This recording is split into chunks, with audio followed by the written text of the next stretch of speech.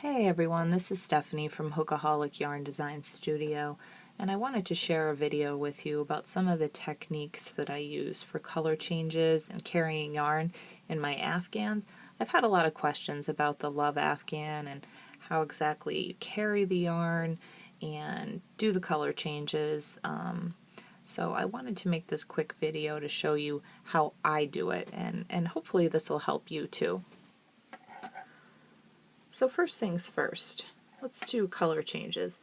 My Afghans are written as charts, and each little box on that chart represents one single stitch. So say you're working along and the chart says you're going to work in your background color. In this case I'm going to use white.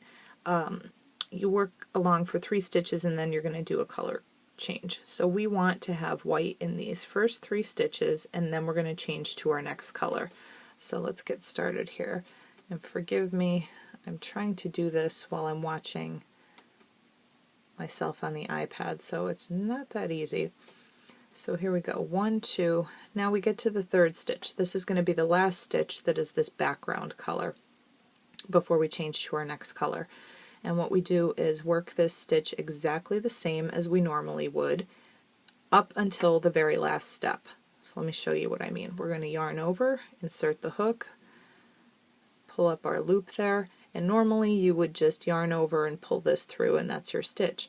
But in this case what we're going to do is switch to our next color. And the way we do that is first just drop your yarn and you're going to grab your new color, hook it just like so, and pull it through. Now what do we have here? We have our new color up here, we have our little tail, and we have our old color hanging off the back. And what we want to do is work on top of our old color. With a lot of my Afghans what I like to do is carry this main color all the way from end to end, because that's usually the color we start with on the rows, and that keeps everything consistent. With the other colors in the Afghan I usually like to drop them and just let them hang to the back.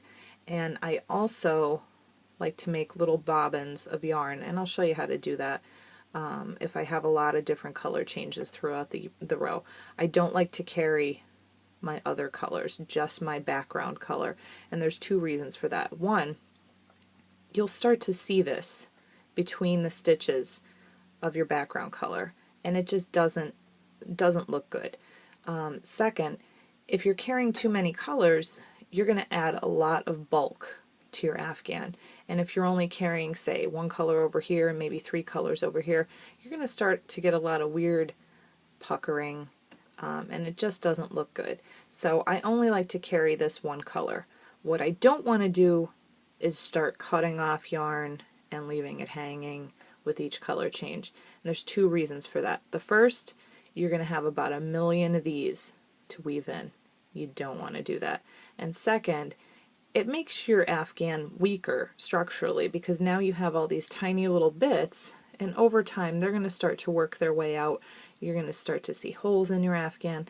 So if you want this to last and you want to make it easier on yourself, this is a great technique to try. Okay, so now we're working with our green yarn.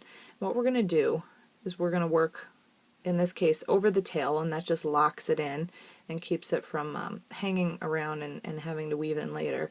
But we're going to work also over this other, our main color. And how we do that is we just hold this yarn right on top of the stitch we're about to work. So you see that? It's just right there.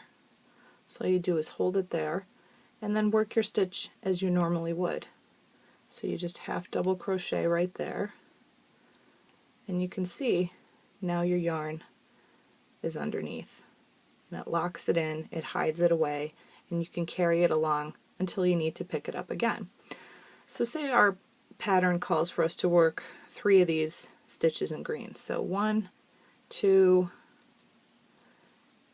and on the last stitch is where we're going to change our color. The last stitch is the stitch that you work all the way to the very last step of the stitch, and then you change your color. So here we go. We're going to yarn over, insert, pull up, and this time we're going to hook the white yarn and pull it through. And then, in this case, I'm going to drop the green and let that hang to the back. This is what I would call the front of the work, what we're looking at right here. And this is what I would call the back of the work. In some of the Afghans, it doesn't really matter what side is your front or your back. For the Love Afghan, obviously, if you were looking at this, this is the side that would say love, and on the back would be the mirror image of that. So we're just going to drop that and let it hang and finish working our stitches till we get to the end of the row. And then I'll flip it around and show you what the back side of this is going to look like. Also, if you're working a lot of different color changes, you might have to pick up the green again. And for that, I would suggest a bobbin. If you have a lot of small color changes, these are really handy. To make a bobbin, you take your yarn, just let it hang over your fingers, wrap it over once, and then start doing figure eights around your fingers. Just keep going like that for a while until you have enough.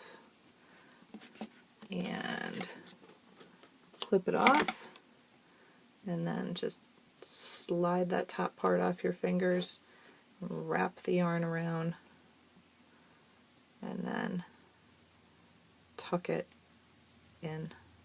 You don't want it too tight because you want the yarn to still be able to slip out.